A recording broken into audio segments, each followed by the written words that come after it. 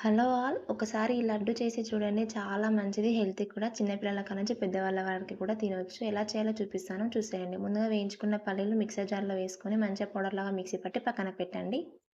తర్వాత వేయించుకున్న నువ్వులు కూడా మిక్సర్ జార్‌లో వేసుకొని మంచిగా పౌడర్‌లాగా మిక్సీ పట్టుకొని పక్కన పెట్టండి. తర్వాత స్టవ్ ఆన్ చేసి కడాయి పెట్టుకొని 2 టేబుల్ స్పూన్ల వరకు నెయ్యి కూడా వేసుకొని, పచ్చి కొబ్బరి తురుముకున్న ఒక కప్పు వరకు వేసుకొని, పచ్చి వాసన పోయేంత వరకు ఫ్రై చేసుకోండి.